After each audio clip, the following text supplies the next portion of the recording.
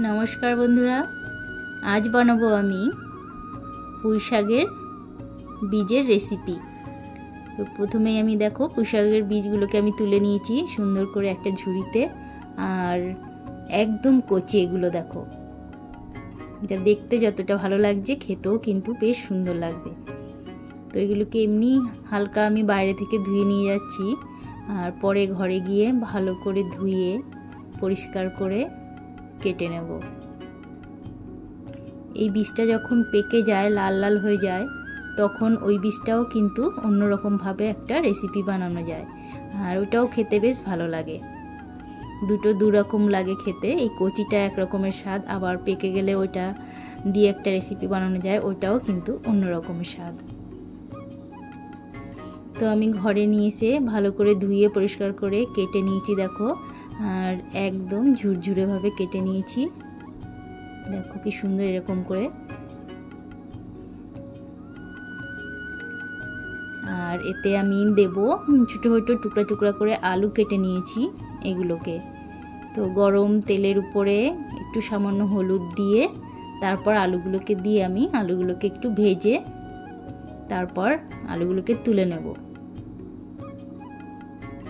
সব আলুগুলোকেই আমি এইভাবে তুলে রেখে দেবো আলাদা।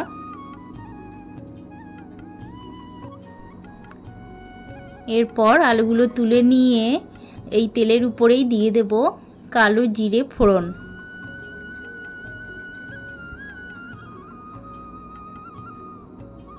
আর দিয়ে দেব 2 থেকে 3টে কাঁচা লঙ্কা, পেঁয়াজ কুচি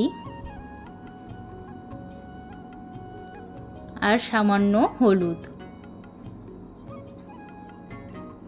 এরপর দিয়ে দেব স্বাদ মতো লবণ।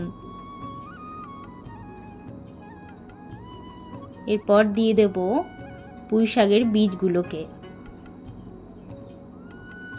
পুঁই শাকের বীজগুলো দিয়ে ভালো করে নেড়ে চেড়ে কিছু সময়ের জন্য ঢাকা দিয়ে দেব, 5 থেকে 10 মিনিটের জন্য ঢাকাটা দিয়ে দেব।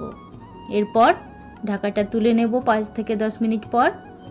আবারও একটু নেড়ে চেড়ে দিয়ে দেব একটু সামান্য চিনি।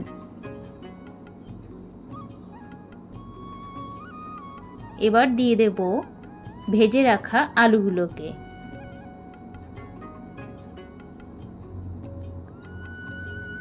আলুগুলো দিয়ে এবার হালকা আঁচে বেশ ভালোভাবে নেড়ে চেড়ে ভাজতে থাকবো।